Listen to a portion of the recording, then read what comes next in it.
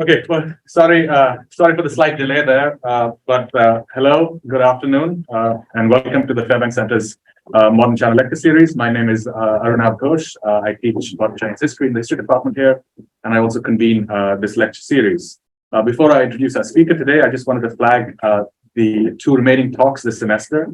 On November 17th, which is a Thursday at 4 p.m., we'll have Benno Weiner from Carnegie Mellon University delivering a talk titled, "This Absolutely Is Not a Hui Rebellion, the Ethnopolitics of Great Nationality Chauvinism in Early Maoist China." And then our final talk of the semester will be delivered by Lin Wu of Arizona State University on November 29th, which is a Tuesday at 4 p.m. And her talk is titled, "The Politics of Martyr Commemoration in Modern China and Contemporary Taiwan." So please look out for the formal announcements. Like with this talk and the previous two this semester, they'll both be in person. They'll be hybrid, in person and online as well. But today, it's an absolute pleasure to welcome and introduce our speaker. Tai-Tzu Zhang is professor of law at Yale Law School.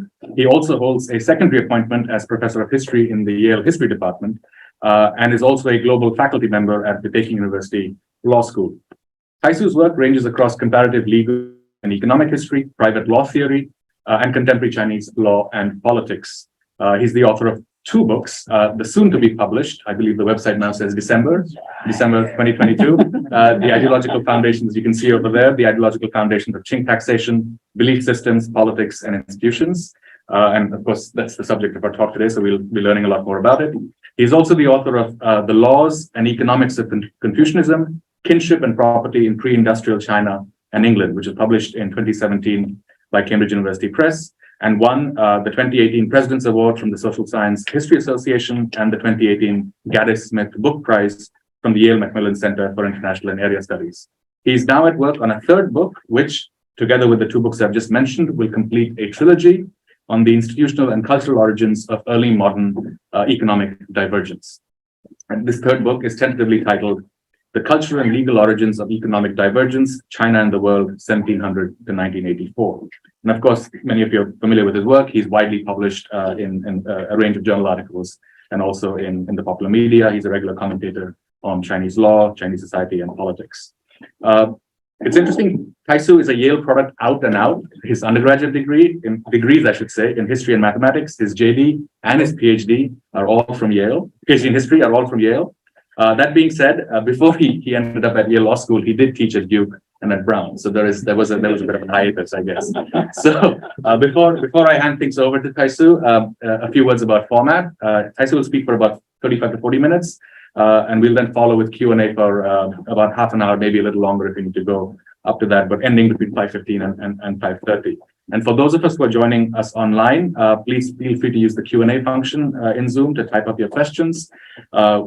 We have a great audience here in the room, so I'll probably give priority to people in the room during the Q&A session, but I will do my best to try and include some questions from the online audience as well. Okay, so Tai-Tzu, a very warm welcome, and over to you. Well, thank you. So thank you for hosting me. Thank you guys for coming to this talk. This was designed to be a book talk after the publication of the book. As you can see from this thing, the initial publication date was August.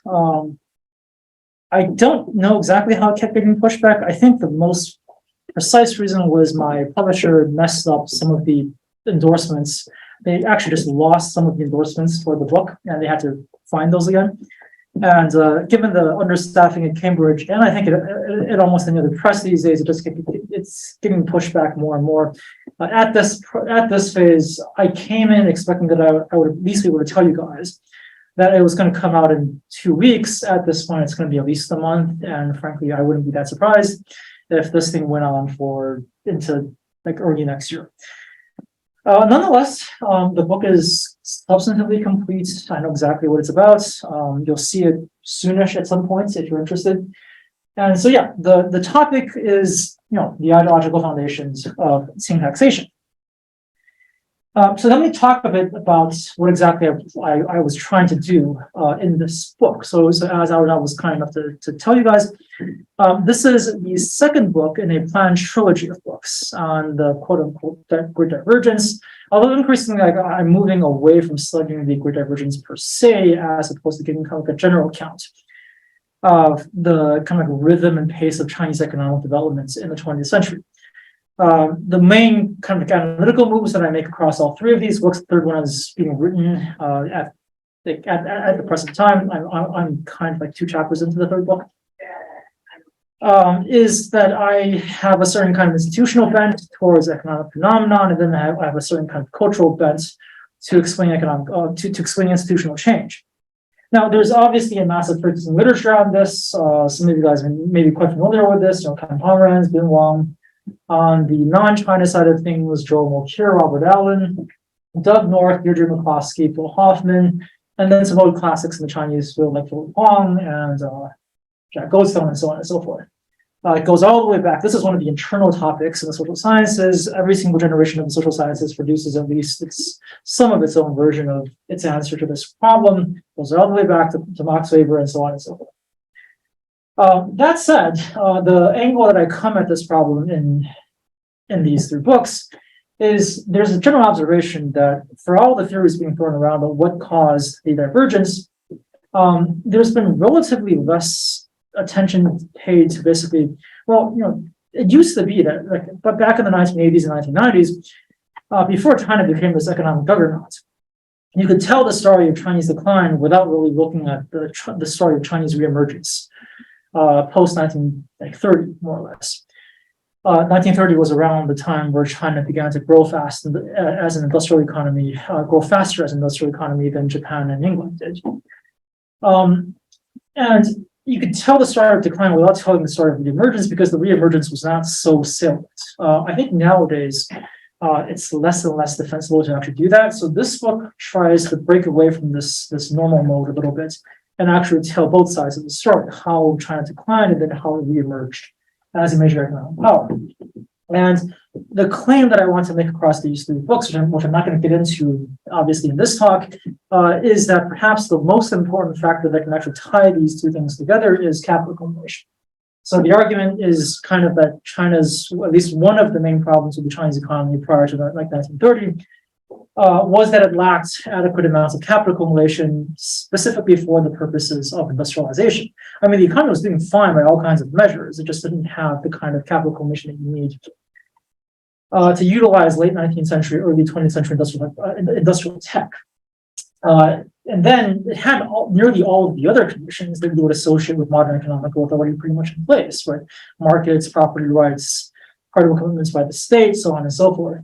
It lacked capital accumulation. But then once you begin to solve the capital accumulation problem, mainly through state building in the 1930s, 40s, 50s, 60s onwards, you have much more robust economic growth almost immediately. And by the 1980s, when you finally have a full reconvergence of both high levels of capital accumulation and a relatively more robust market economy, well, you have liftoff. So this is not something that's really been talked about in the previous literature, and so this is kind of the focus.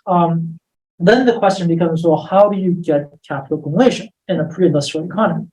And so this is why I ended up writing a trilogy of books on this instead of just one book, right? So the claim is that you can have in pre-industrial economies pretty much 3 major paths towards capital accumulation. You can have kind of bottom-up snowballing, bottom-up snowballing of mainly landed wealth. So you see this in England quite a lot prior to 1650. Larger landholders taking over land from smaller landholders. They get large enough, some of them at least invest in industry that becomes part of the capital pool for early modern English industry and so on and so forth. The second is what you might call top-down capital accumulation. So this is the subject of this book, which is top-down state extraction. Fiscal capacity, taxation, state expropriation, and so on and so forth. And then finally, there are horizontal modes of capital accumulation like joint ventures, corporations, capital markets, other kinds of firms.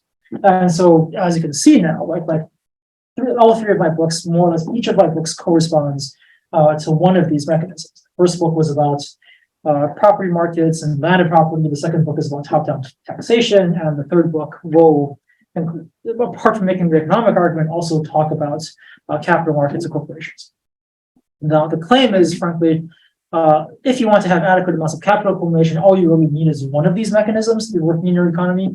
And most of the economies actually had more than one mechanism working, like England, for example, had all 3. Possibly that was one of the reasons why England was the first to industrialize. But China was arguably quite unusual, like very unusual, actually, in the early modern economy, in the sense that it had none of these mechanisms. Now, capital conversion is not the only thing, but it's kind of like a necessary condition. And China was amongst the very few countries on earth at that point that didn't at least check the box on this one condition because it had none of these mechanisms going for it. Now, so that's the general framework for all three books, right? The specific motivation for this particular book is the observation that I think is now, I think pretty much widely shared by pretty much any social scientist that works on this issue. The late imperial Chinese state, and especially the Qing state, was unusually fiscally recontrolled. Now, I understand with this crowd, lots of you guys are going to have issues with whether you can actually define the Qing state as weak in some kind of way. Like we can discuss this in the Q&A, and I want to go like not like 17 rounds on this, but at least in terms of fiscal capacity, the Qing state is an extreme outlier both in early modern history and in kind of like medieval and late imperial China. To give you some kind of both horizontal comparisons and vertical comparisons, like the Meiji states trying to industrialize at pretty much about the same time as the late Qing state, has a smaller economy, like only like a third or a fourth, depending on how you count, of the Qing economy. It had far greater economic resources to actually work with, something to the tune of, like, in terms of absolute capital accumulation inside the state.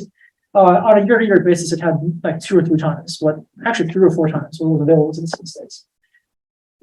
So current best estimates, and these are guesstimates, obviously, because as we all know, GDP figures aren't terribly reliable when you calculate things in these kinds of early modern societies, but that hasn't stopped people from doing this, and we've gotten better at this over the years. So based on our best guesstimates of early modern GDP, right? If you look at their annual fiscal income, and the data on fiscal income is better than the data on GDP because there are government records on this.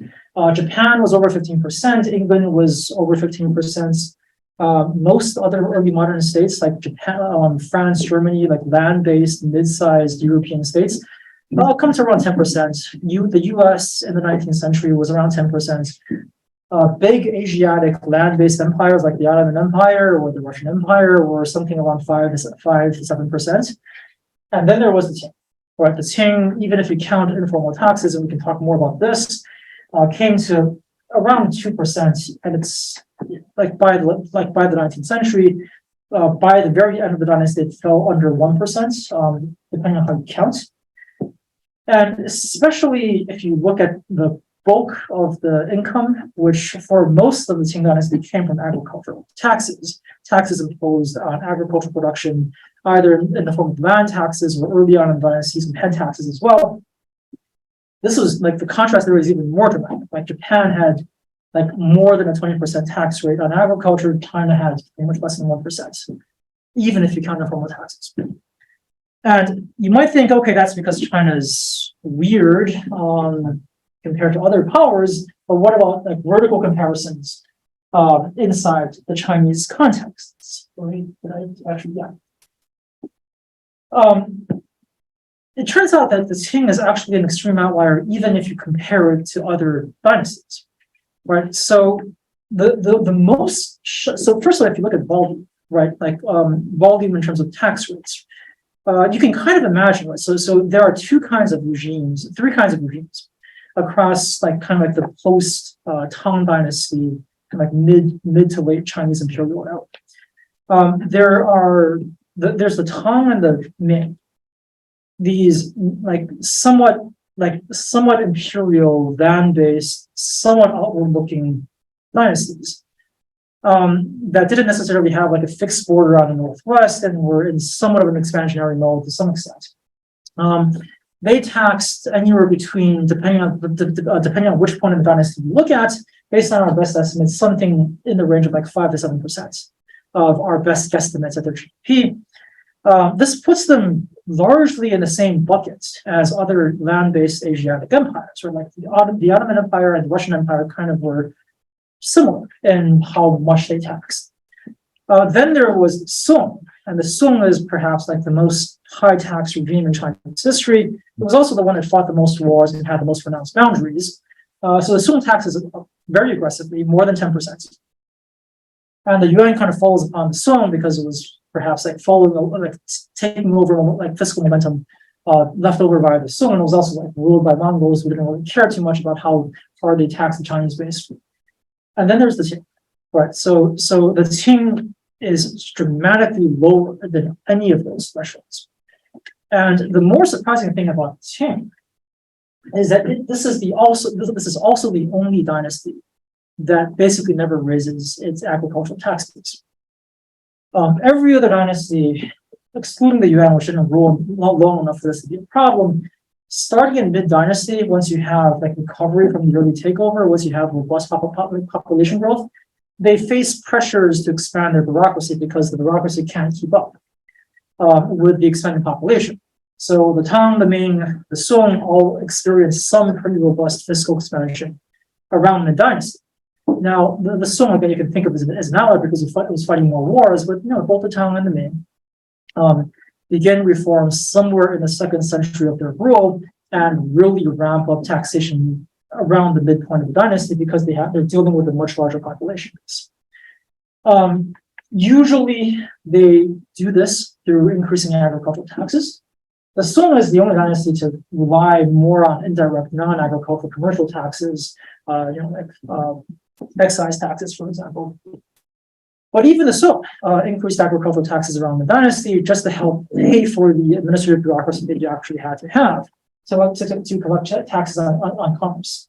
The Qing breaks this pattern, and it's pretty much the only major dynasty that rules China that actually does this. And so there's a question of why is the Qing different also in this regard.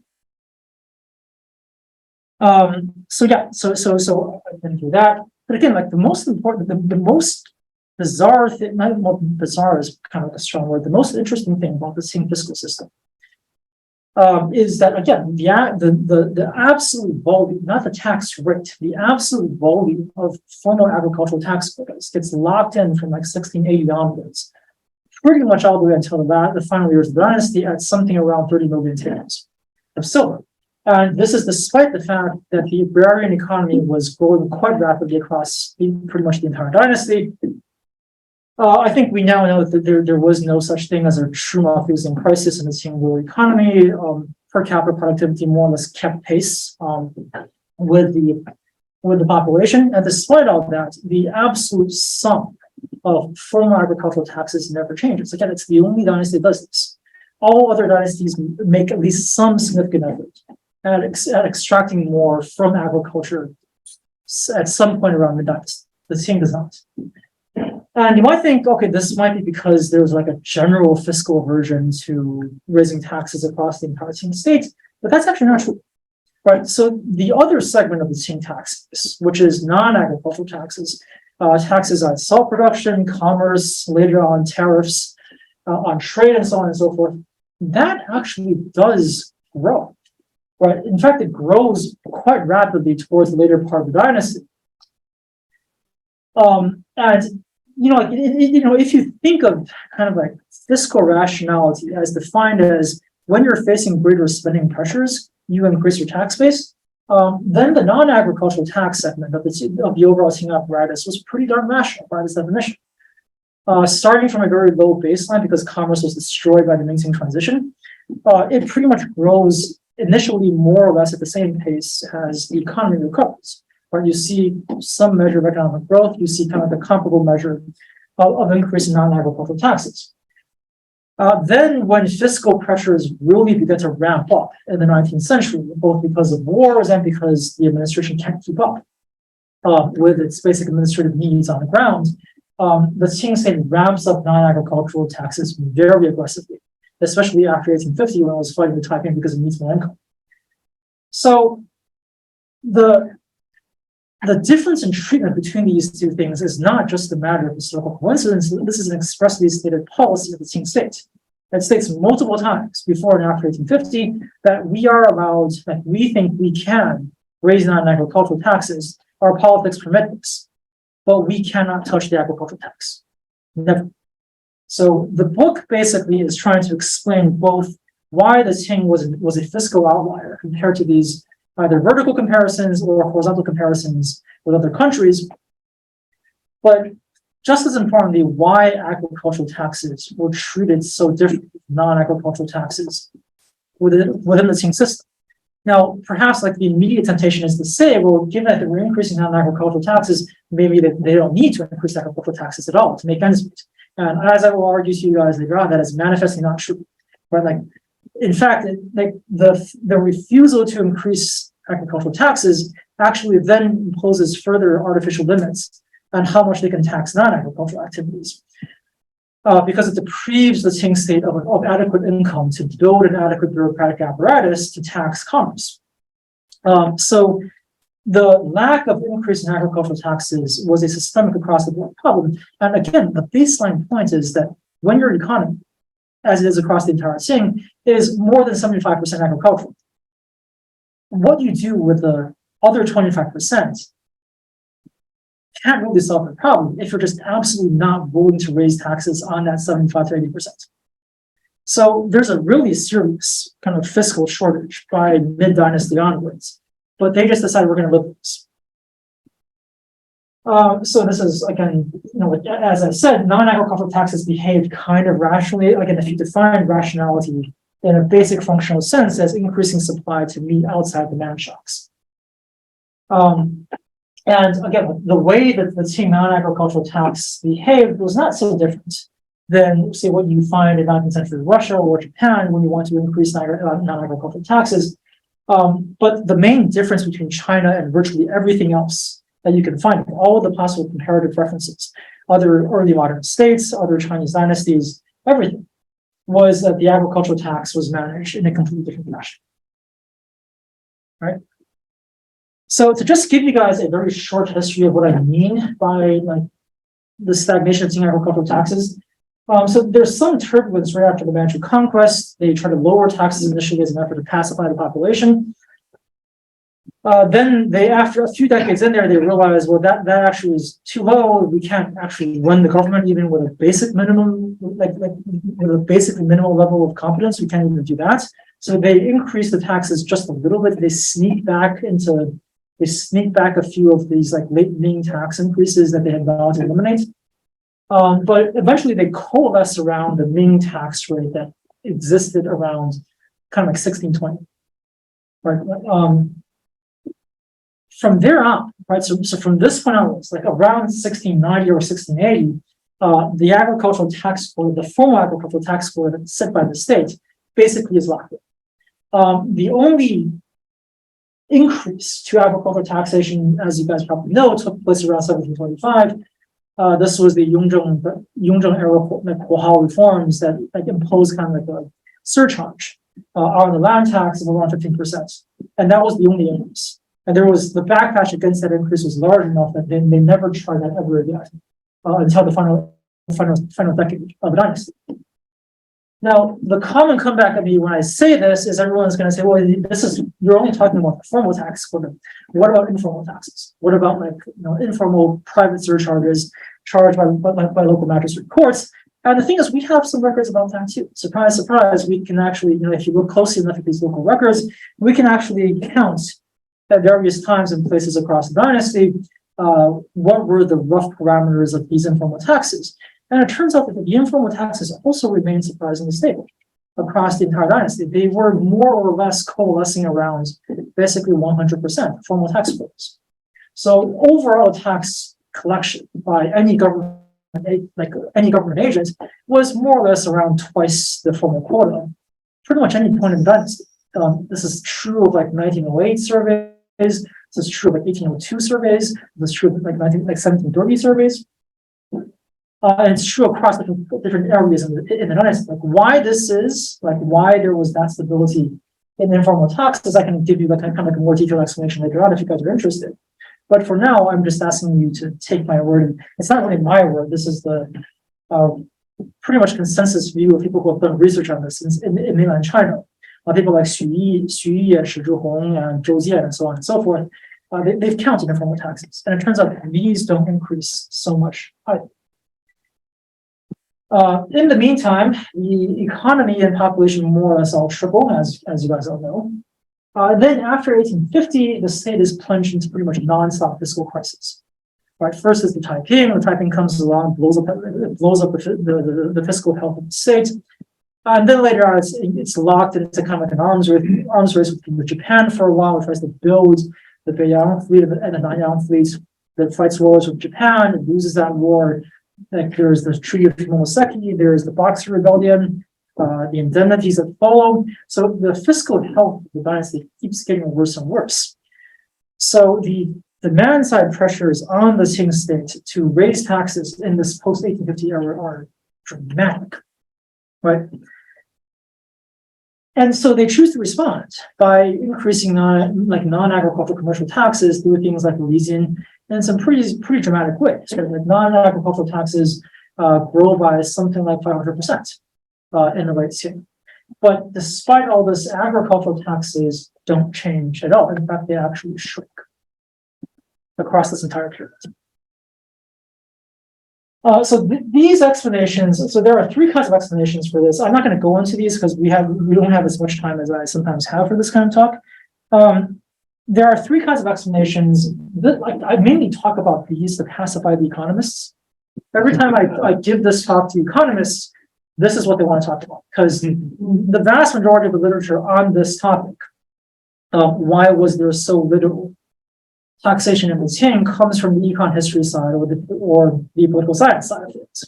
And this side of things, for the most part, is what you might call kind of like rationalist in methodological orientation.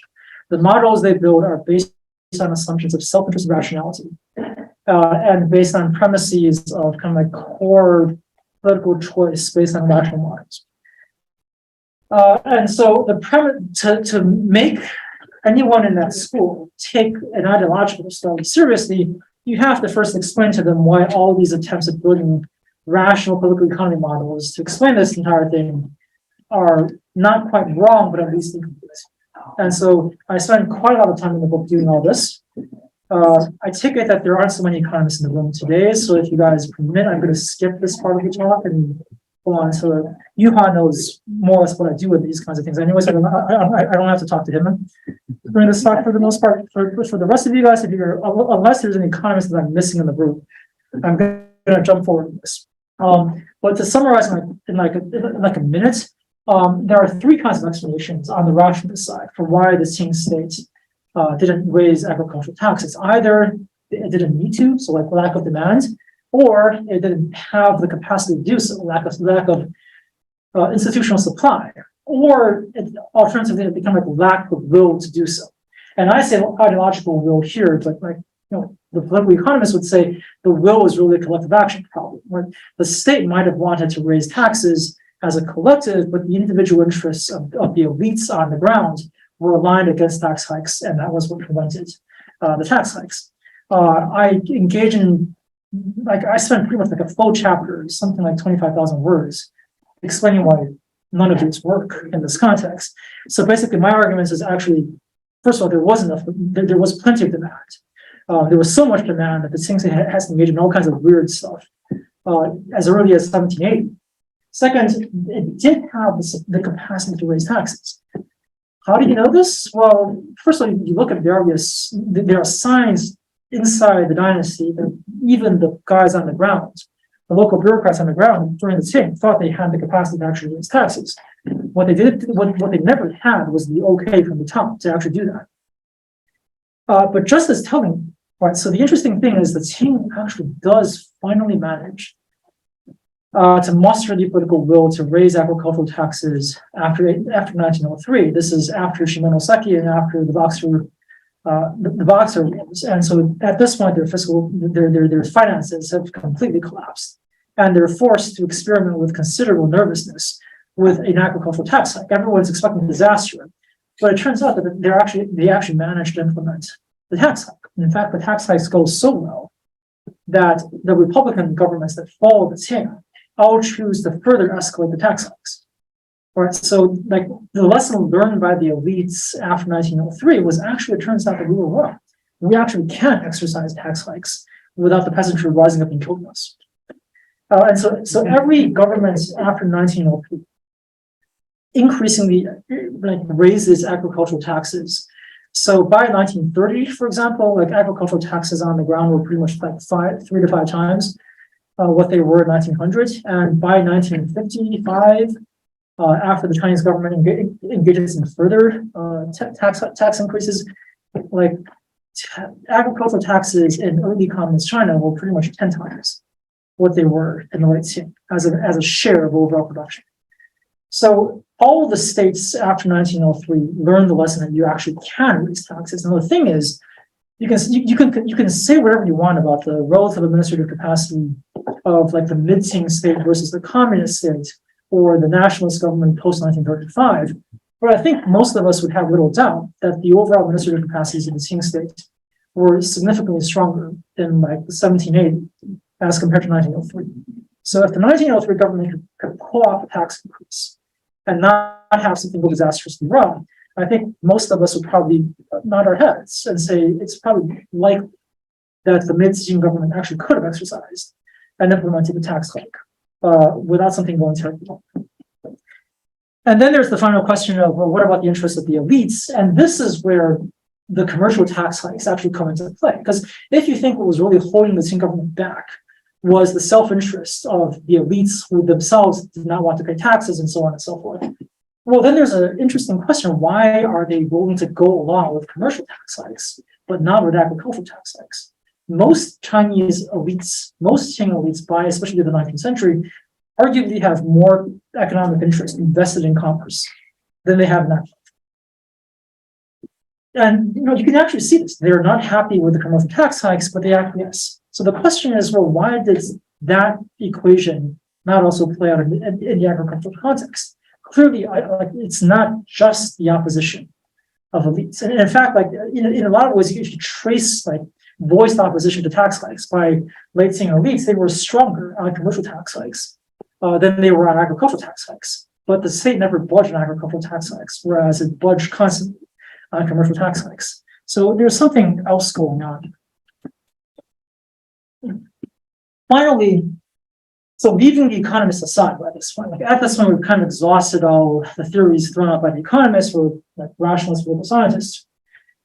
Then there's like kind of an older strand of sinology literature, Bill Rowe, Matthew Zeldin, Susan Mann, and so on and so forth, who have made the observation at various points that Confucian ideology was not friendly to tax hikes.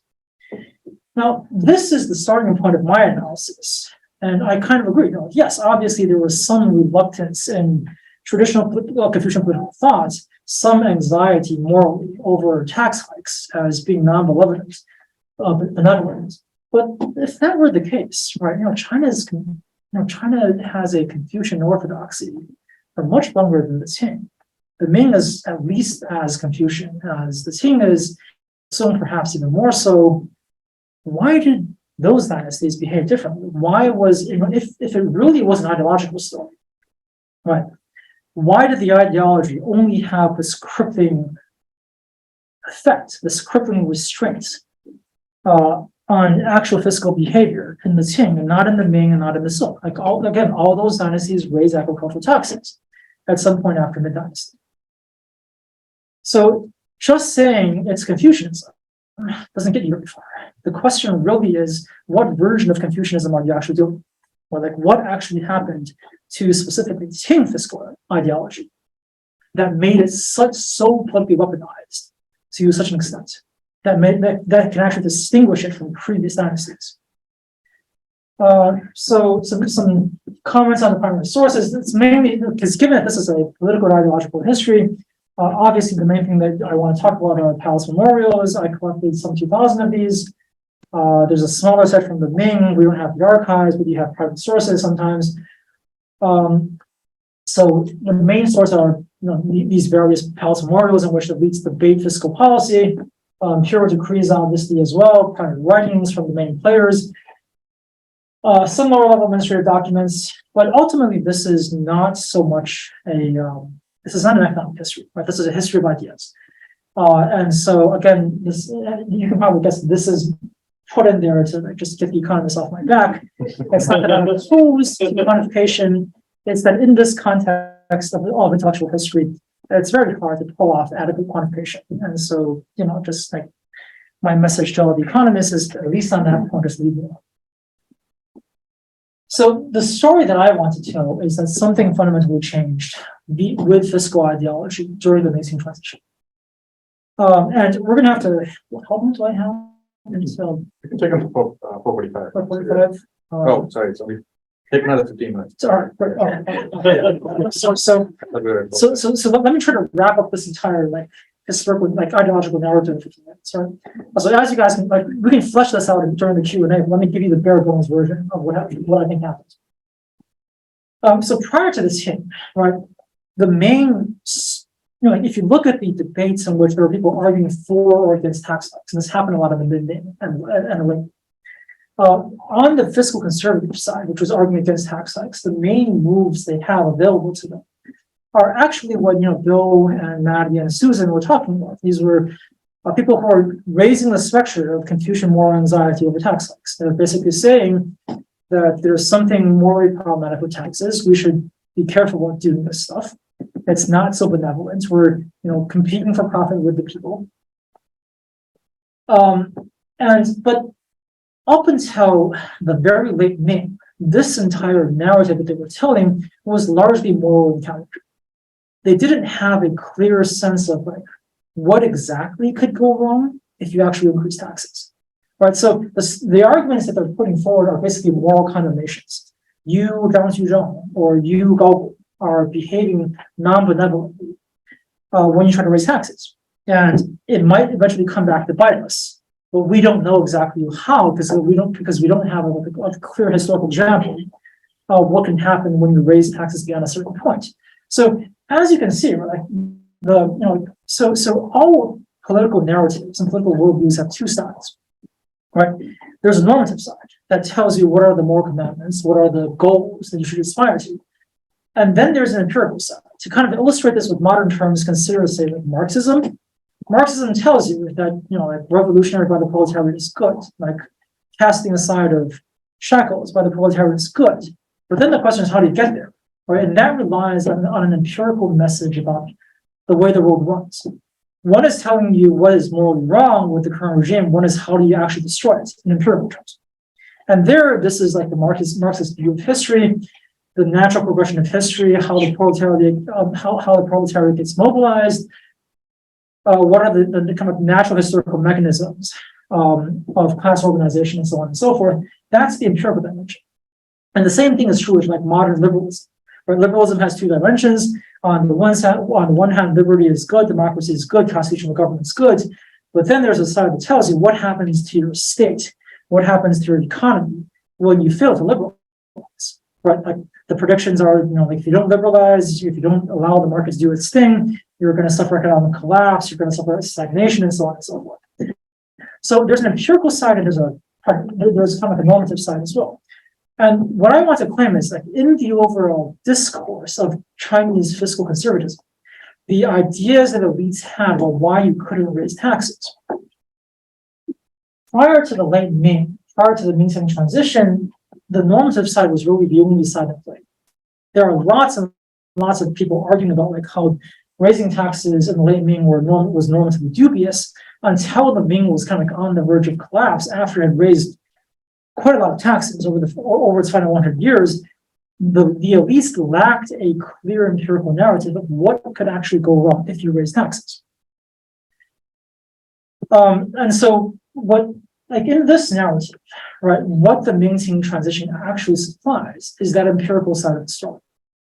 Because the stories that the Qing elites and the early Qing were telling about Ming decline and Ming collapse were all about basically how raising taxes killed off the Ming. Right, so up until that point, you could say raising taxes is normatively wrong. But as you can imagine, saying something is normatively wrong never really stops politicians from doing it.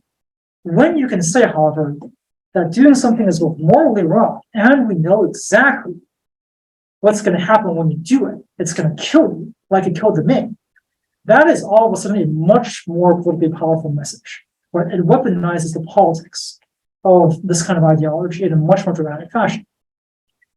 And so the claim in the book basically is that the Ming-Qing transition, the way the Ming collapsed, gave birth to kind of like an empirical narrative that reinforced the normative tradition, that all of a sudden turned this deontological mental anxiety over raising taxes into something of an actually politically weaponized ideology that could actually constrain. Right? So, and you realize that if you contrast like the early Qing memorials on why you can't raise taxes with like later Ming memorials on why you can't raise taxes, the tone, the immediacy, the substance of the arguments, like it's really dramatic. Late Ming, it's basically, again, we think it's morally wrong. We think something might go wrong. We're not entirely sure what might go wrong, but we think it's morally wrong. In the early Qing, everyone's basically arguing, well, to hell with the morality stuff. But now we know that raising taxes beyond a certain red line threshold after the Bangdi era killed off the Ming. If you do it, you're going to suffer the same fate. Right?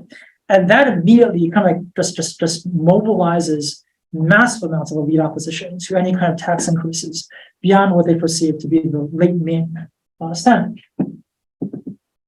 So this is just kind of an illustration of that. Now, of course, then there's the question, well, I guess, well, to make this an ideological story, that empirical narrative that they're telling about the Ming has to be at least not obviously correct. Otherwise, they're just learning accurate historical lessons. And so there's a question of why did the Ming actually collapse? Right? And here, modern historians are split. There's a school associated most obviously with Ray Huang, but also with plenty of other people in more recent years that actually argues that, frankly, the Ming collapse had nothing to do with high taxes and might actually have been because the taxes were too low. On the other hand, there are still some people who do believe, especially in mainland China, who really do believe that Ming collapse had a lot to do with taxes. But the core thing here is that current splintering of academia, when looking at the late Ming, is probably what you would expect under neutral circumstances. Because the reasons for late Ming collapse are very complex. You can interpret a lot of the facts out of the way, and there's no reason to suspect, looking just at that source, at those facts and sources from kind of like a neutral perspective, that there would be any rush to coalesce around any one particular position within like a few years.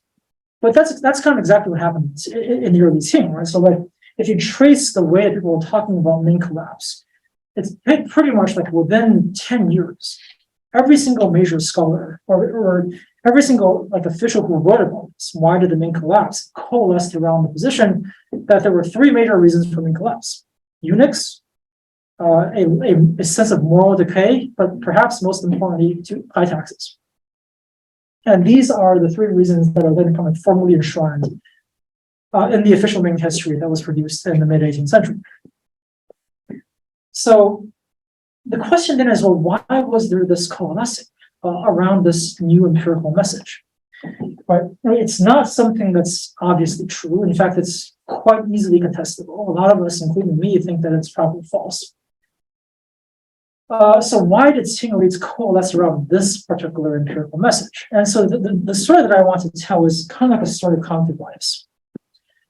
This might not so much be the taste of this particular audience, but like in say things like the social, things like cognitive theory, there's a long tradition of people arguing that the way that political ideologies work is not so much through neutral interpretations of facts, but rather through reinforcements of pre-existing biases.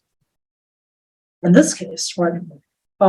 So for example, if you show Republicans and Democrats the same set of facts about climate change, those two sides will both interpret those set of facts as supporting their own position. Right? Like it's the same set of facts. There's perhaps like one single neutrally correct way of interpreting those facts, but both sides will interpret them in polar opposite fashion. This is because human beings like self-reinforcement. We're biased to think in a path-dependent way until something truly traumatic forces us to change. Right. So what happens, I think, in the late Ming is pretty much, and the early Qing, is kind of like a process of large-scale collective cognitive bias at work.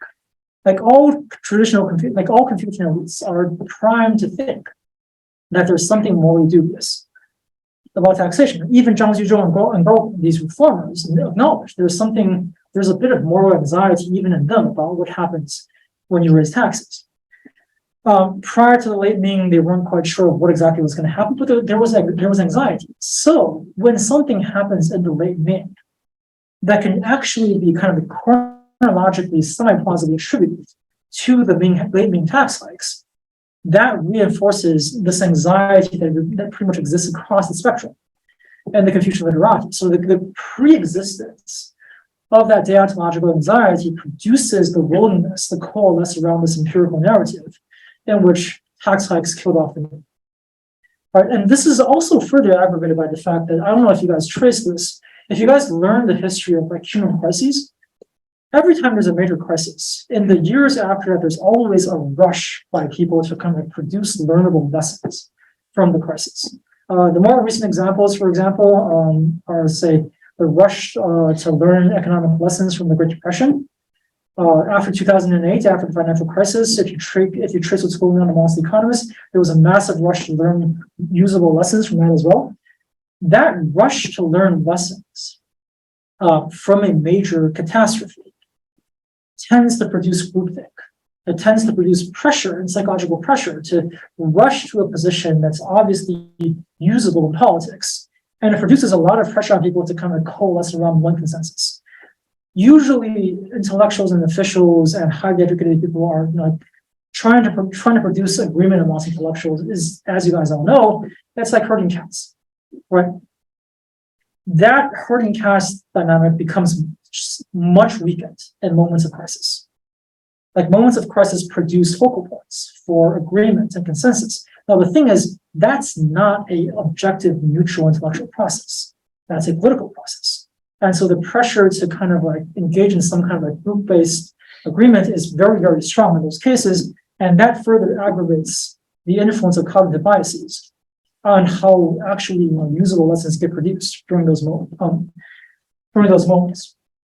Now, the final thing I'm going to say is, so this is my account of how the idea that you can't raise taxes beyond the late Ming red line gets introduced into the overall Qing political psyche. Now, then the question is, okay, fine. This explains why early Qing elites going perhaps like 1720, maybe 1740, like within the first century, this interpretation of like late Ming collapse and the lessons they learned from Ming collapse, this is pretty much what makes them so reluctant to raise taxes.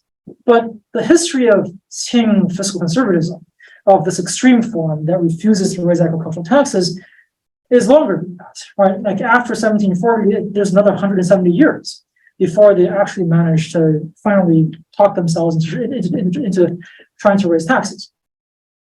And this then begs a different kind of explanation, right? You can't explain this just by saying the late Ming shock is so powerful that it lasted the entire dynasty. Even that kind of shock eventually kind of dulls out over the course of time. So then the question is, how do you explain the longevity of this idea that you can't raise taxes beyond like the late Ming red line, or else the peasants are going to arrest and kill you? So very quickly, the main thing here going on is that the Qing, this idea reproduced into the institution in some very interesting ways. But Qing is the only dynasty in Chinese history to never do a major land survey. Every other dynasty does land surveys, and they do land surveys specifically as premises to raise taxes. Because, as you can easily imagine, you don't know how many taxes to actually raise and how to allocate the new taxes until you've surveyed your land.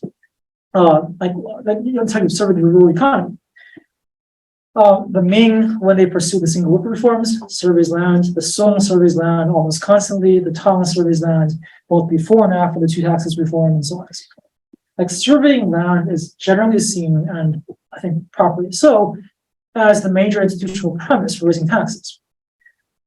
The Qing swears off land survey after 1860. After 1680. After 1740, they put it into the Qing code that any attempt to survey land at the provincial level or below will be punished by like criminal penalties. So it's the only dynasty to actually behave like this, right? It never chooses to even survey land. Now, why does it choose to never survey land? It's actually because they think, so their rationality was that, why do we ever survey land? We only survey land because we want to raise taxes. So if we think that raising taxes beyond what we're currently taxing will kill us. The peasantry will rise up against us. We can't even send a signal that we're thinking about raising taxes. But sending the signal through land surveys will pretty much have the same effect as actually doing a tax hike. So if you can't do a tax hike, you might as well not survey the land at all. You can't disturb the people. Though the word they use is drawing. But you think about this, right? Like if you don't survey land, if you don't know the exact size of your economic expansion, like over these final years, then that leads to a very warped view of what the economy is actually going through. So as you guys must know, like from 1740 onwards, the Qing state's self-dialogue is that we're constantly mired in malfeasing crisis, severe malfeasing crisis. Why does it believe this? Because its understanding of how much land we have, how much production are we getting from this land, is pretty much locked in at 1680 levels. Now you could think, okay, well, they knew they had sworn off land surveys, so why would they assume just because they didn't do a land survey that there's actually no economic growth on the ground in terms of the rural economy? And this is the thing about information and stats. But politics does not, there's no automatic sense of reality that feeds into politics, right? The usable view of reality that goes on in politics stems from authoritative information. And in the Qing, the only source of authoritative information on how much production capacity there was in the rural economy comes from these official land data. Now, to make things worse, because they stopped taxing the population, or they stopped the head tax, they do think that we can actually afford to survey the population. So they know the population is growing very fast, but they think that the land, the food production capacity of the agrarian economy does not grow, does not grow at all to keep pace with population growth. So in their minds, right, they know the population is basically tripling. But at the same time, they think that their overall capacity to produce produce food based off of land is the same. So in their minds, this is a gigantic Malthusian crisis of untold proportions. Right. So as Memorial after Memorial says after the Mid-Qing, 生使日反而地不在广. Right, like our population is growing every single day, but our land and productivity has stayed the same. So if you think we couldn't raise taxes in the early dynasty because of the Ming example, well, frankly, right now in the late 18th century, 19th century, it's even worse because we're in a Malthusian crisis and the overall taxable surplus is actually even lower than that. So you might ask then, okay, then why doesn't somebody rise up and say, actually, that's not my experience locally at all. I know from going down to the localities that there's more production capacity than the books reflect. But think of how that argument actually works, right? You're going to overturn national level policy based on idiosyncratic experience in a locality? That's never going to happen, right? It's the same rationale why right now, despite everyone knowing that Chinese GDP figures are cooked, they're pretty much meaningless, I think, by any rational estimates. All the media in China, all the media overseas still cites Chinese GDP figures as authoritative. Why? Because we don't have anything else. And especially in politics, if you're going to put your skin out there to argue for a tax increase, when everyone else in the government thinks that, arguing for a tax increase is politically anathema, you better have something more than just, I went to this local county and I saw this. You need something authoritative. But because that source of authoritative information is formally sealed off from even being possibly produced, that kind of arguments that actually we have more land, we have more production than we actually realize, never gets off the ground as a matter of politics. Politics runs on authoritative information. And so for the entire half of the later Qing, the authoritative information tells them that they're in a Malthusian crisis. When I think in reality, most of us who study economic history would say actually they're not. So how did all this finally end? Well, it's pretty much the story that I told you guys before. They're finally after 1900, they realized, okay, we're going to do we're so broke that we have to try again. So after 1900, they begin to restart fiscal surveying. They do a few more land surveys. They tentatively realize there might be more land on the ground to actually tax. So there's a nationwide survey in 1907, followed by kind of like a tentative hike in agricultural taxes for the first time in 2 centuries. Everyone expects disaster, none happens, right? And I should hasten to add, yes, the dynasty collapsed a couple years afterwards, but I think we all agree that had very little to do with the actual tax hikes. We can argue this one later on, but I just want to say that up front. This emboldens all the regimes that came after to raise taxes even more, even though many of these regimes didn't even have the level of local control that the Qing actually had.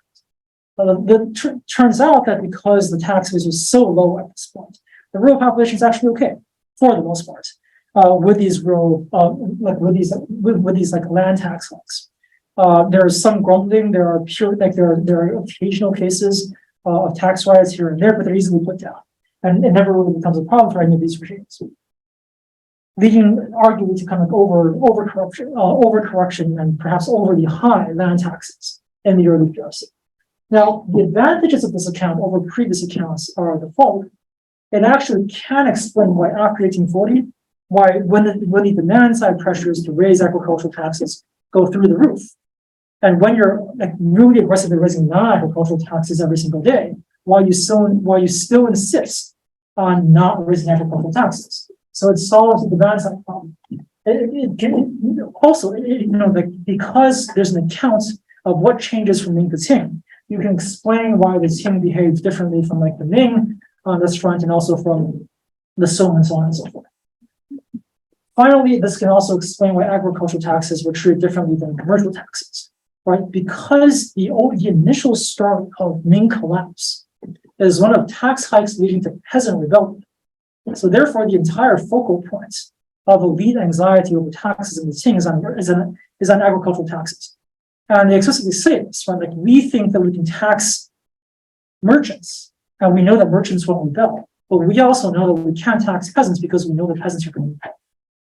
Right, so because of the nature of the initial shock to the system, because the nature of that shock came in the form of these late Ming peasant rebellions, agricultural taxes were given a kind of like a sacred cow treatment in the overall Qing apparatus, and were consistently treated differently than any other kind of tax.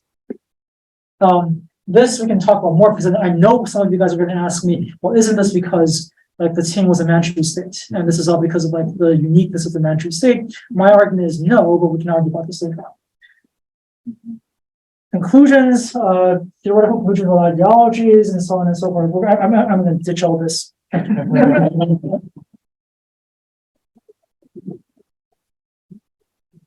you. That was quite the tour of the course. So I have a bunch of questions, but I know there's a lot of people in the room who probably also have questions. So I'm going to throw it open. If you could quickly identify yourself and then ask a question, that'd be great. And if there is no one jumping in, then maybe I will. So I take it that you all agree with me? They're all stunned. They're all stunned into silence. But maybe for a start, you could just talk a little bit about what you ended on, which is the nature of the Qing state itself and the Qing Empire, and the fact that it has sort of I assume, especially this being Harvard, the gut instinct of a lot of you guys is going to be that the Qing behaved differently fiscally compared to previous dynasties because the Qing was a Manchu conquest dynasty.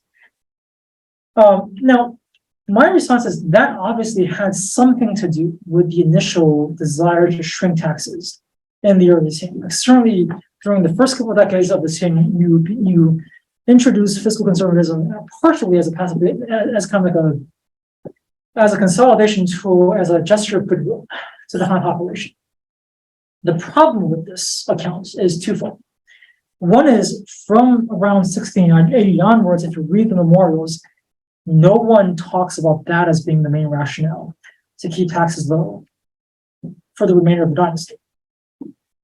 Now, you could say that perhaps this is because talking about Manchu-Han tensions is politically anathema, but that's not quite true. They continue to talk about Manchu-Han conflict in tons of other contexts, like banner land conflicts, militia organization on the frontiers, like military service, even allocation of things like examination quotas and bureaucratic positions. People talk about Manchu-Han tensions quite freely in those contexts, and I don't see any reason why they can't talk about that stuff as a matter of politics in the fiscal context. But it is that definitively true that around 1680 or after Kangxi consolidates, they stopped talking about it. Now, this suggests to me that I see no reason for them to be dishonest on this front.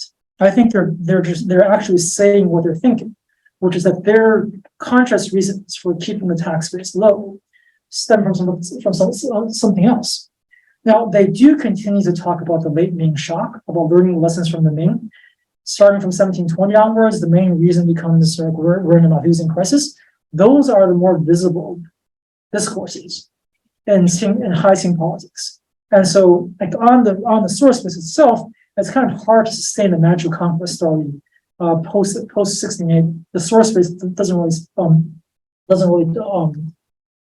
support it. The second thing is the depth of Qing fiscal conservatism gets deeper and deeper over the course of the dynasty. Right. So in 1680, Jinfu, one of Kangxi's advisors, could still pitch a possible agricultural tax hike as a possible solution for population growth and so on and so forth, without getting into tons of trouble. Like, he was pushed back against by a lot of his colleagues, and they were arguing this is wrong. He loses that fight. He loses stature at court. He retires a couple of years later, but he's not punished. By the 1760s, if you trace the record, just about everyone who even begins to propose an agricultural tax hike is punished.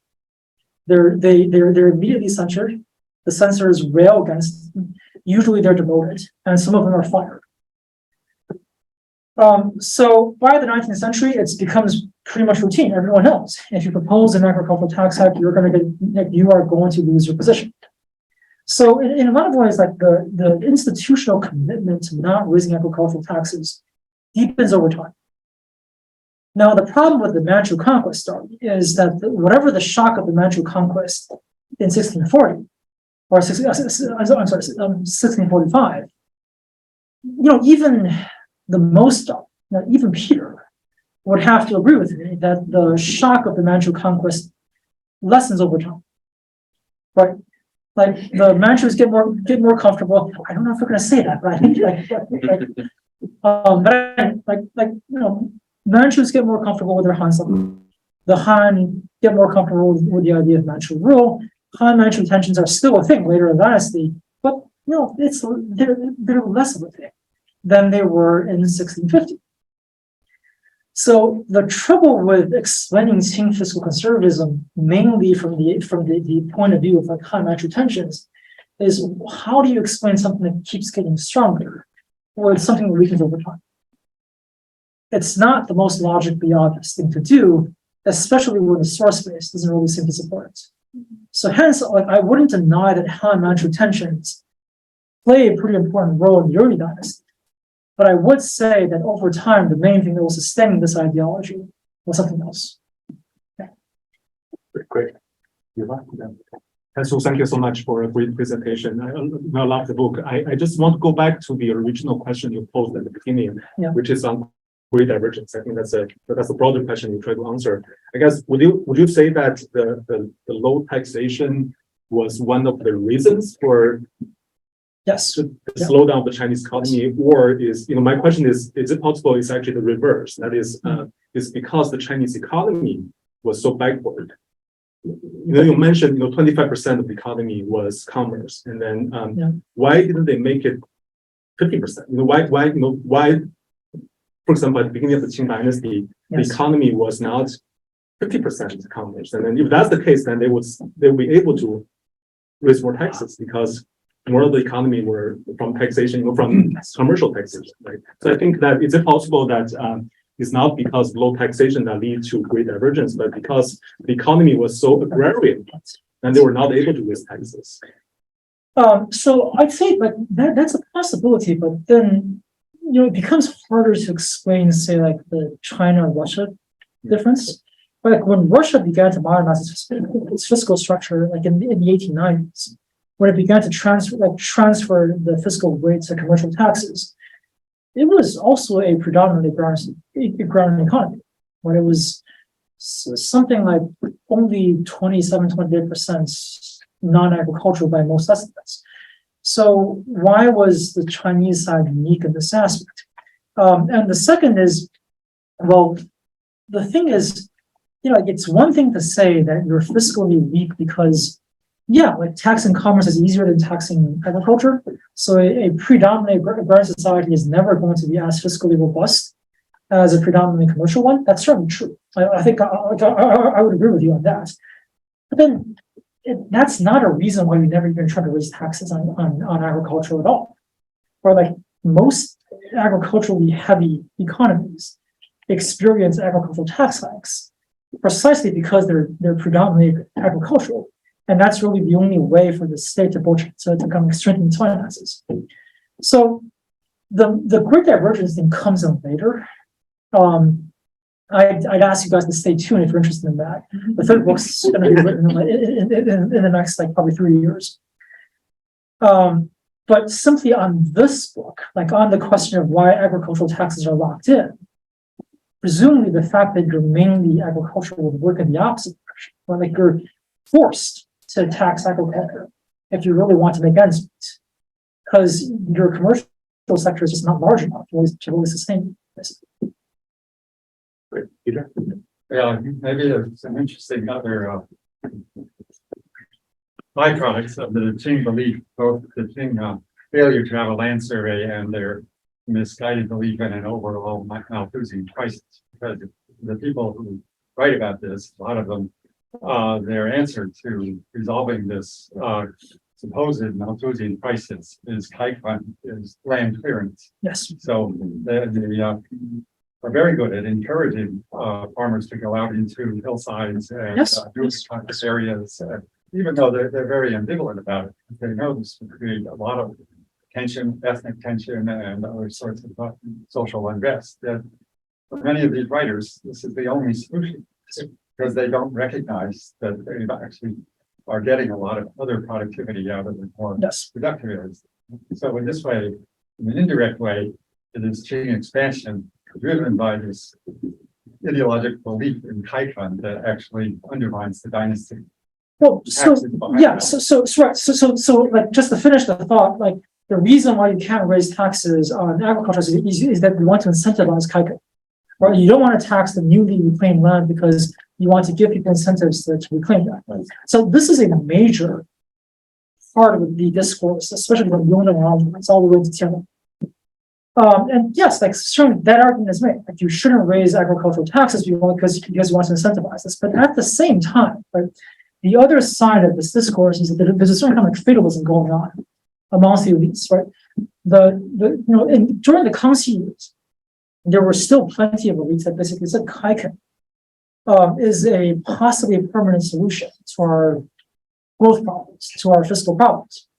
By Yongsheng, by 1730, especially by early Tiananmen, the nearly universal consensus of all the memorials that talk about this is that Kaikan is good to have, but there's so little land left in the country that it's not going to be much of a material change to our circumstances.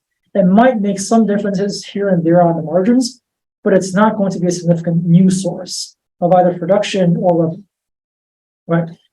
So that further feeds into the perception that when they say, 地无余力, when they say 地无家国, they mean that literally. They literally think that there's not enough land out there for you to reclaim and then make some kind of substantial difference in how much taxable surplus you have in the overall economy.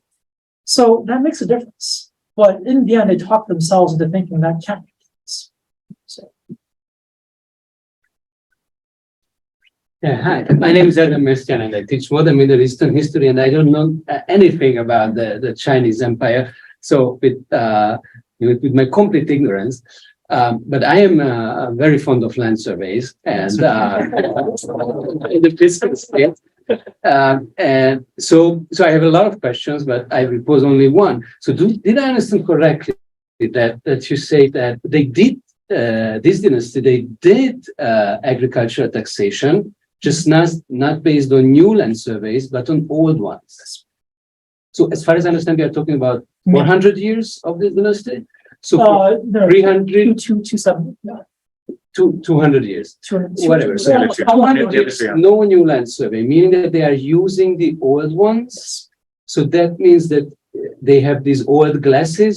If we use Scott's metaphor of seeing like a state, so they have very, very old glasses, 300 years of glasses to see what yes, the wealth it of sounds the country. insane. It sounds insane, doesn't it? But that's exactly what happens. Right? So if you trace official, like high-level political arguments in 1870 on how much land do we have, how much production do we have, they're based on late Ming sources.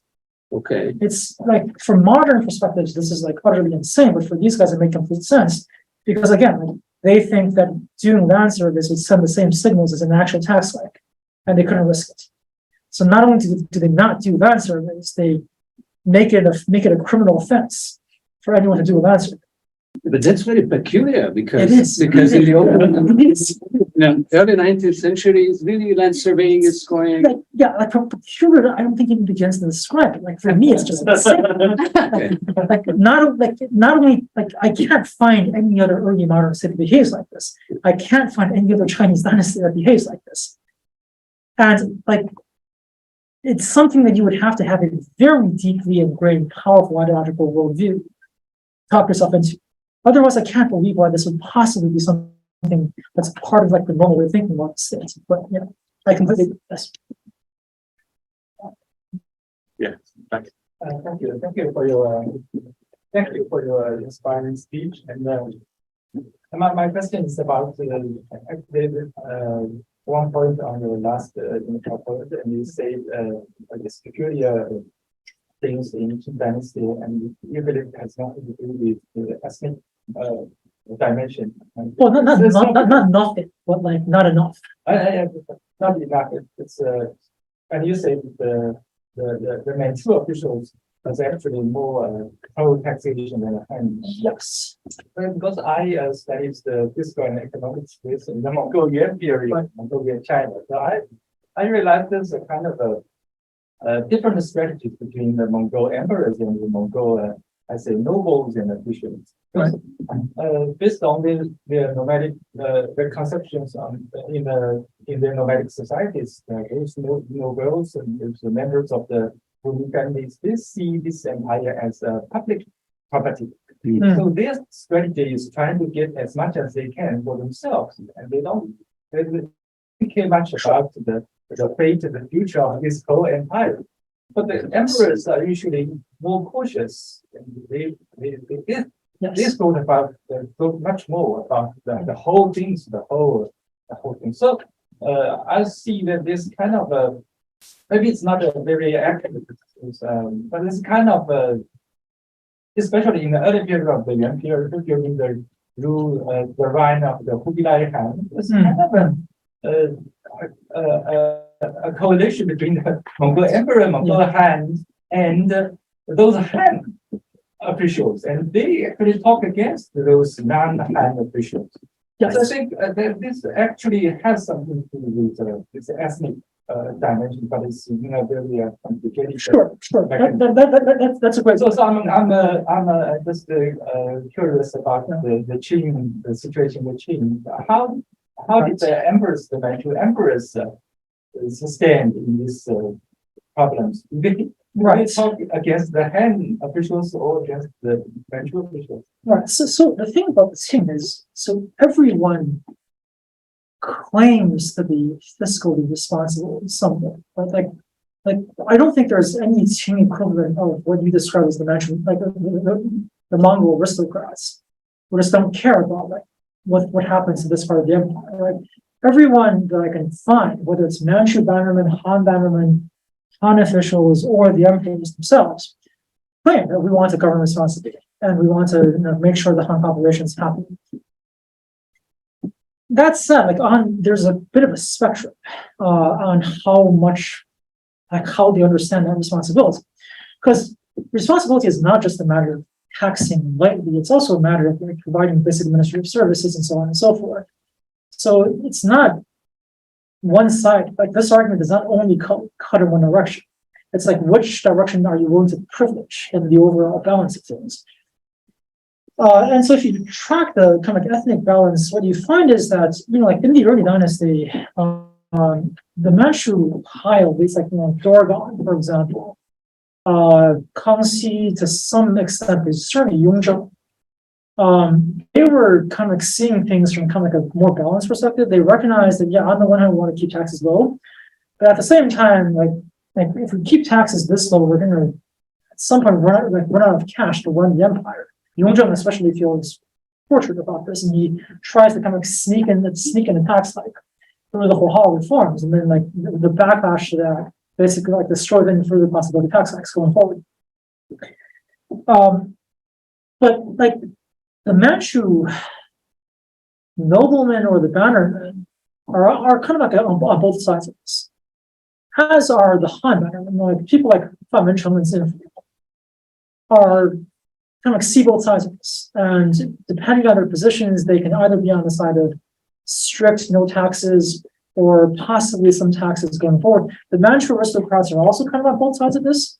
So especially going into Yongzheng's era, some of the most conservative people are actually like Manchu provincial governors, whereas like a lot of Yongzheng's immediate kind of like lackeys who were running his tax hikes on the ground, Tenzing and so on and so forth were Han.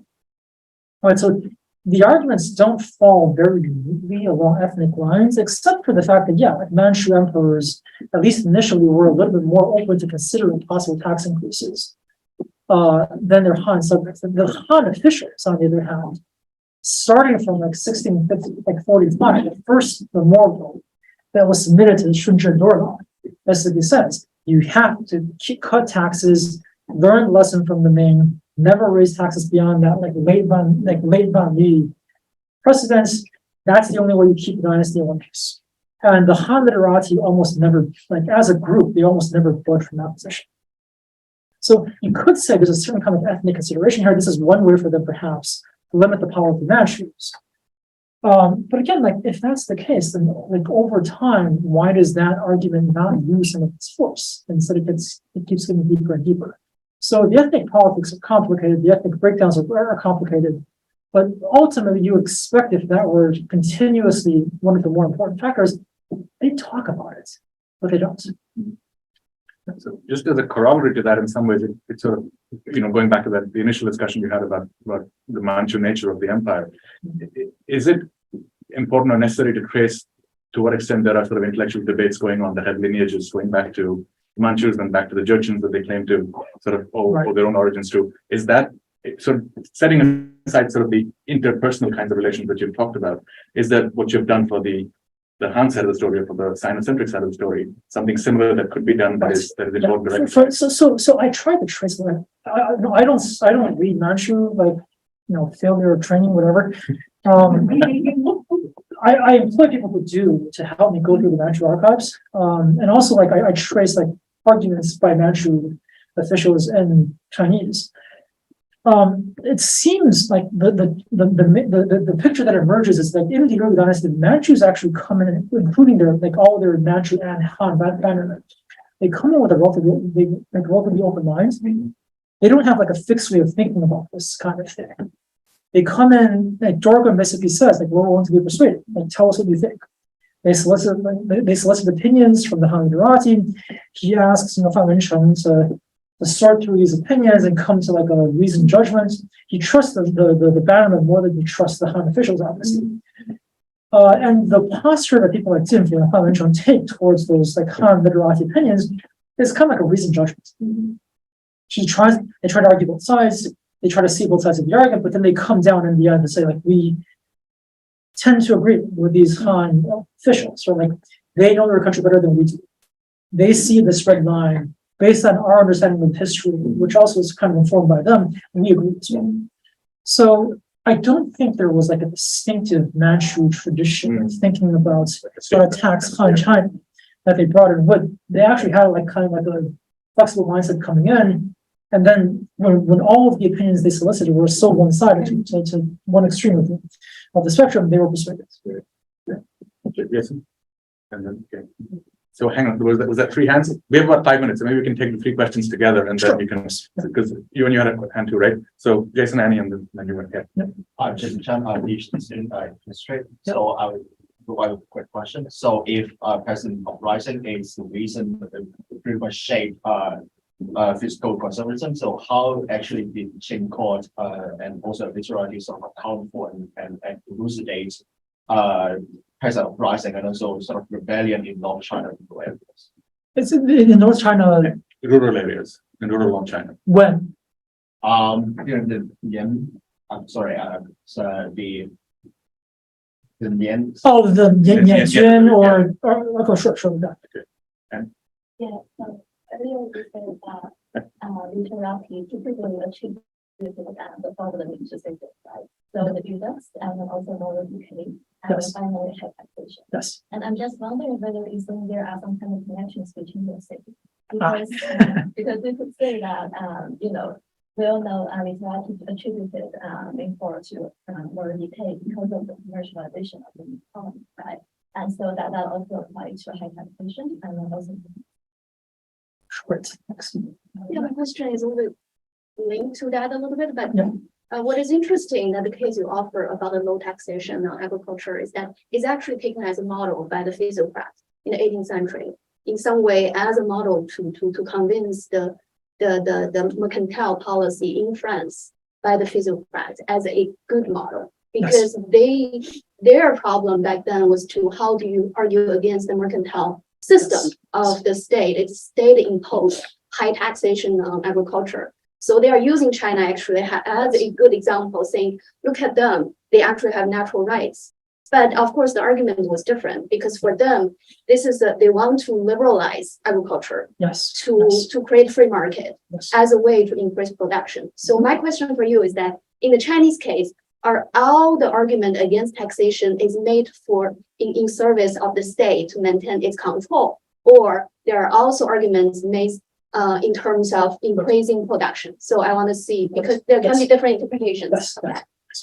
So I've seen two more hands, but why don't you, maybe if you're game, we'll do one more round after this. Right. So on the so let me put it this way. Once you have this mindset that peasant rebellions are caused by tax hikes and peasant rebellions are caused by fiscal stress on the ground, then cognitive biases created by that would then further urge you to interpret every single peasant rebellion that comes your way during the course of the Qing dynasty as a sign that taxes are too high.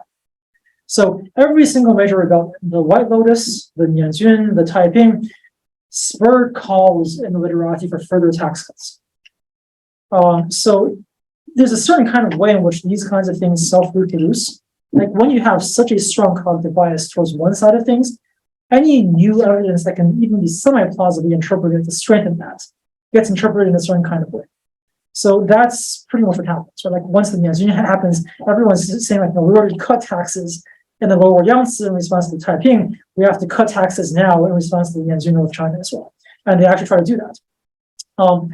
So on the connection between the three strands, I actually haven't thought of that. That's quite interesting. I think there certainly could be somewhat kind of plausible connections between the things. Certainly a lot of like late Ming officials blame the tax hikes on the eunuchs. And there were also like moral decay was obviously tied to all three of those things. What I will say is that it's not just higher taxes that sparked the backlash in the Qing, right? So you think of the way the Qing responded to these three lessons. For easily every single lesson, there was a substantial backlash amongst the literati. You think that eunuchs killed off the Ming? Well, we're going to forbid eunuchs from holding power in the Qing in a more institutional, robust fashion. You think the moral decay was a problem? Well, we're going to turn to Jing Shi Ji Yong and Shi Xue. If you think the taxes were the problem, we're going to commit to low taxes. So it's not just taxes. It's kind of a paradigmatic, universal rejection of what they thought of as the late Ming paradigm. So finally, on that question, that's a great question. So yes, I think like part of the discourse was the book goes into some detail about this. There was a lot of talk about Liu Tong, for example, in the mid-Qing, or Chen Hongnou and Bao Shichen all talk about this a lot in Bill Rule's books. And if you try to trace their contemporaries, they talk about this a lot as well. So yes, like there are lots of different arguments. Keeping taxes low also helps grow the economy. It helps, make resource allocation more efficient and so on and so forth. So that's certainly part of the discourse. That said, if you track like how much political weight it was pulling vis-a-vis the two strands that I talk about, that was more on the side. Right? Like they were saying, well, here are some reasons why raising taxes will kill us. Yet besides those, there are also like benefits besides basic self-preservation of keeping taxes low. So this kind of helped strengthen the argument, but it didn't seem quite to be the kind of like main thing that was driving the commitments, right? Because again, like if that were the main thing, you would probably not assume, like you would not expect tax policies to be this rigid, because spurring economic development through Yodfeng is a flexible thing. Or like it means in a certain kind of way, but it's not absolutist in the way that thinking that you're in a Malthusian crisis that will lead the peasantry to kill you through those taxes is restrictive. Right, so there's different levels of like flexibility between these ideas, but they certainly did exist side by side. Yes. Great, thank you. So last two questions, and then we'll wrap things up. So yeah, okay. Thank you so much for the talk. And I have a question with regards to information. Yeah. So my question would be, what kind of the information regime was the team? Because you mentioned that there were, like, even if there were suggestions that there should be tax reforms, the experience from one locale wouldn't really be considered critical enough to overturn the entire national policy, right? Yeah. So that really reminds me of the China-Western encounter, in the sense that it wasn't that there wasn't information about the West, but that information wasn't taken seriously or wasn't channeled all the way to the top. So I'm just wondering about the information, the channels. And Of course, that's what. let's see the last question too. And then, yeah. The question has to do, I'm not sure to what extent the agriculture tax policy applies to different areas in the Qing Empire. For example, in Mongolia, when the Han immigrants entered Mongolia, they would enter this permanent rental contract with local bannermen or with the monastery. And the local bannermen and the monastery, their property are under different jurisdictions. So in that context, when the law imposed on the land and the law imposed on the person who's cultivating the land is different, then we do see sort of like, I don't know, like the clash or like the vis-a-vis taxation ideology. Yes. That's important. So on the first question, right? So the answer, when you think about the overall kind of like political economy of all information in this thing, it was not just that idiosyncratic information can't overturn this like broad macroeconomic presumption. It's also that, frankly, even localized idiosyncratic information was not that easy to come by, because by this time most of these educated elites had retreated to the cities. They weren't as well entrenched in rural communities as they had. And if you're a rural community, right, but you may well have tolerated more taxation, but you certainly didn't want it. So you weren't going to volunteer information that actually we're producing more than you think we are to the officials. They have to come down and collect that information. But if they weren't going to do that, then there's kind of like a mutual breakdown of communication. The communities won't volunteer any new information. The county magistrates and the county centers are strictly forbade, are strictly prohibited from going down and collecting information from them. So, like, how does the information actually happen, even at the local level? It's not that often.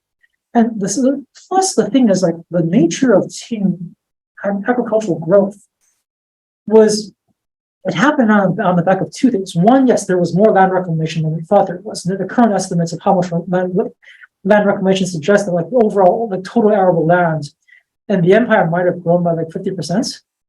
But we also know that most of the actual increase in production came from higher land productivity, right? And land productivity is not something that's very easily observable unless you're really closely on the ground, right? So if the peasants themselves wanted to keep that information away from the magistrates, it's not that easy, even for somebody like Chen Hongmo who tries to tour the countryside, to notice those increases in productivity. So if you look at it, it was true that the growth of the population was outpacing the growth of arable land. So that would have, even if you had looked at the localities, you would have had some impression of, like, possibly on those grounds, like, more mouths to feed from 1 acre of land. But what was hard to see was that there was actually more production going on in that 1 acre. And that was something that officials were never quite sure. And everyone who tried to argue this point was shouted down and then later punished. And so, as you can easily imagine, once you begin to punish people for raising that point, no one's going to raise that point. All right, so this is like a textbook example of institutionally enforced groupthink that goes on for a very long period. So, on the question of whether the empire is uniform, of course it's not uniform. Like the Outer Mongolia, Xinjiang, and Tibet are all treated completely differently. In the Qing psyche, like especially in the late Qing, like bureaucracy's imagination, if there is room for growth, for agricultural taxation, and for agricultural production, it has to come from the frontiers. Right? This is why, starting from like the 1830s, 40s onwards, they keep trying to move large amounts of Chinese populations to the frontiers. Now that said, they also think that like, there's not enough movement for us to really robustly tax these guys. It's also the thing that Peter raised kind of applies on a larger scale here. If you're going to incentivize movement to the frontiers, you had better not tax the frontiers too aggressively right off the bat, because otherwise you're going to dampen incentives to move. So their calculation was at some point you could possibly like increase taxes once those areas are more developed and there's more land being reclaimed there. Well, we can't do it now. By the time they come around to finally thinking that we can try to do this, it's already too late. So they like this overall view of you absolutely can't raise taxes or the peasants are going to kill you. This is limited to kind of the Han Chinese portion of the empire. It's consciously limited to that portion of the empire, but at the same time, but if you know the structure of the fiscal apparatus, that's pretty much in their minds the only part of the empire that's really generating revenue in the first place. The other parts are kind of like net losses in terms of fiscal capacity because you have to pay for garrisons, you have to pay for military. Like they're not even able to self-sustain, and you have to use revenue from other parts of the empire to pay for that. Like in their minds, it'll be a long time before those parts of the empire can actually become revenue sources. So they were thinking of the other parts in different ways. It just didn't materialize within the lifespan of the empire itself into higher taxes all the time. Great. Well, thank you. What you have successfully done, I think, is make us all wish and hope that Cambridge University Press maintain its schedule so that we can get the book and read it. I think it'll schedule. I've yelled at them too many times. Well, fingers crossed. Thank you so much. And thank you.